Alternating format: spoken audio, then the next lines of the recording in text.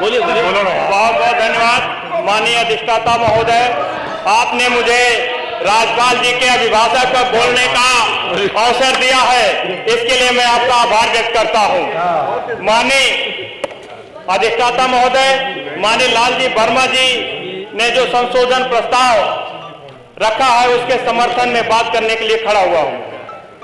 माननीय अधिष्ठाता महोदय, जब महामहिम राज्यपाल जी का अभिभाषण शुरू हुआ, लोगों के एक उम्मीद थी कि हो सकता है इस बार प्रदेश के कुछ नया मिले, कुछ नया दिखे, लेकिन 40 पेज का यह अभिभाषण जुमला के सिवा कुछ भी नहीं था।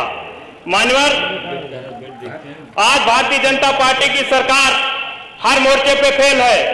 अपनी असफलताओं से जनता का ध्यान हटाने के लिए ये सिर्फ धर्म का सहारा लेती है और रामराज की बात करते हैं। रामराज की परिभाषा मैं बताता हूं आपको। दैविक भौतिक तापा, रामराज नहीं कहुई व्यापा, सब नर करही परस्पर प्रीत, चलही सर्वधर्म निरत श्रुति नीति। इसका भावार्थ भी मैं आपको बताता हूं। रामराज में किसी को दैविक और भौतिक तकलीफ नहीं थी। जब मनुष्य परस्पर प्रेम करते थे और वेदों में बताई हुई नीति मर्यादा में तत्पर रहकर अपने अपने धर्म का पालन करते थे। केंद्र और राज्य सरकार ने के रामराज के दावे और असली रामराज की तुलना करना ही घोर पाप होगा, क्योंकि असली रामराज तो सभी मनुष्यों को आपस में जोड़ने की मर्यादा सिखाता है। हमें अपने धर्म और कर्तव्य को ईमानदारी से करने की मर्यादा में बाध्यता है। अब बताइए, रामराज के इन उपदेशों से आज की भाजपा की षड्यंत्रकारी बर्बरता वाले चरित्र से कैसे तुलना करी जा सकती है? पहले महाराष्ट्र में लोकतंत्र की हत्या की गई, एक बनी बनाई सरकार को षड्यंत्र के तहत गिराया गया।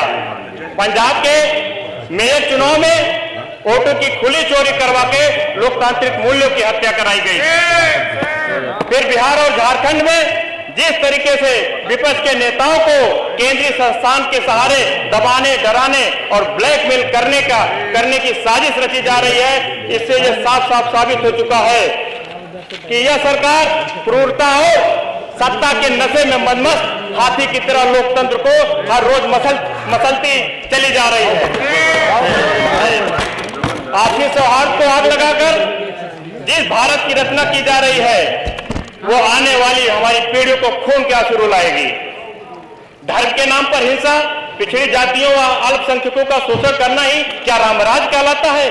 आज उत्तर प्रदेश की राजधानी में हत्या बलात्कार मामूली जुर्म लगने लगे हैं।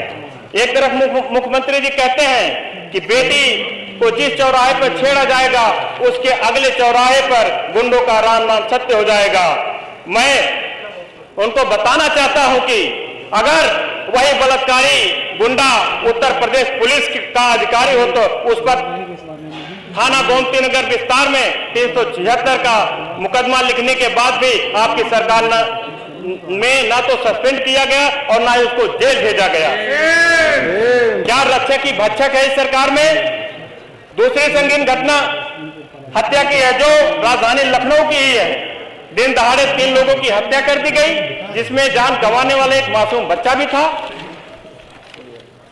बात करें मान्यवर जौनपुर की, जौनपुर मेरा गृह जनपद है, आए दिन वहां हत्या होती रहती है और हर विधानसभा में अब हर दूसरे तीसरे दिन हत्या होती रहती है। अभी एक हमारी विधानसभा में भी एक हत्या हो गई, थाना सुजानगंज के अंतर्गत ग्राम पुरावा में अभिषेक पटेल की हत्या हो गई है। हत्या 21 जनवरी को हो गई है, लेकिन 17 से 18 दिन बीत जाने के बावजूद भी आज तक उसका कोई खुलासा नहीं हुआ। क्या यही रामराज्य है आपका? और जौनपुर के लोक निर्माण विभाग की बात करता हूं। जब लोक निर्माण विभाग में टेंडर पड़ता है तो वहां के कुछ गुंडे सत्ता के नशे में इतने चूर हैं कि अगर कोई टेंडर डालना चाहता है तो उनके घर जाके धमकी दी जाती है, अपने अकाउंट से फोन पे बात कराते हैं और टेंडर न डालने के लिए उनको मना करते हैं। उसके बावजूद भी अगर कोई टेंडर डाल देता है तो उनके ऊपर फर्जी मुकदमे लगा के उनको प्रताड़ित करने का काम सरकार प्रताड़ित किया जाता है। क्या यही रामराज्य है आपका? मुझे हृदय से दुख है यह बताते हुए कि ऐसी गंभीर घटनाएं हमारे उत्तर प्रदेश का रोजाना का दस्तूर बन चुका है। संविधान की धज्जियां उड़ाए जाने की यदि रामराज का चोला पहनाया जाएगा तो यह हर एक असली हिंदू के दिल पे चोट करना होगा। असली रामराज की स्थापना करनी है तो जाति जनगणना लागू कर दीजिए। जिस दिन देश और प्रदेश में जाति जनगणना लागू करके भगवान तुल्य जनता को उनकी आबादी के अनुसार हिस्सा मिल जाएगा तो असली रामराज का उसी दिन बिगुल बच जाएगा। आप संविधान की बात करते हैं। आज मैं सर्वोच्च न्यायालय को धन्यवाद देता हूं कि उन्होंने राम मंदिर के निर्माण के लिए जो आदेश दिया उसके लिए मैं धन्यवाद करता हूं। माननीय, हमारे संविधान की ताकत है और आज ये हमारे संविधान की देन है कि अयोध्या में श्री राम जी का मंदिर बन रहा है और जल्दी तैयार होगा। मैं कुछ पंक्तियां कह के अपनी बात खत्म करूंगा। मैं भारत का संविधान हूं, तुमको राह दिखाता हूं, पथ की सारी बारीकी को बारीकी से समझाता हूं। उलझे ना भारत का कोई, सदा जतन या करता हूं। रातों के अंधकार में भी मैं दीपक सदा जलाता हूं। मैं भारत का संविधान हूं, तुमको राह दिखाता हूं। मौलिक अधिकार दिए तुमको जीवन सहज बनाने को, कर्तव्यों का लेखा सौंपा है आदर्श नया कर जाने को। संवैधानिक उपचारों का प्रतिमान तुम्हें दे डाला हूं, सारी शक्ति दे डाली तुमको भारत को स्वर्ग बनाने को। मौलिक अधिकार दिए तुमको जीवन सहज बनाने को।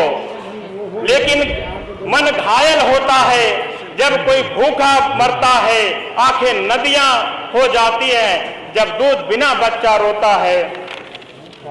समता देकर सोचा था अब अंतर नहीं कहीं होगा, पर दिल छलनी होता है जब कोई अवसर खोता है। आंखें नदियां हो जाती है माननीय सदस्य जब दूध बिना बच्चा रोता है। धन्यवाद। माननीय पल्लवी पटेल। अखंडता, एक लाइन आगे मैडम। अखंडता, एकता, अखंडता, संप्रभुता की बात तुम्हें सिखलाता हूँ। पंथ निरपेक्ष का सच्चा पथ तुमको बतलाता हूँ।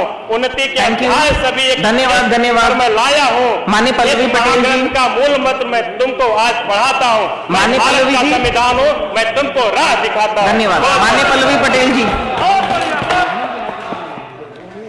धन्यवाद माननीय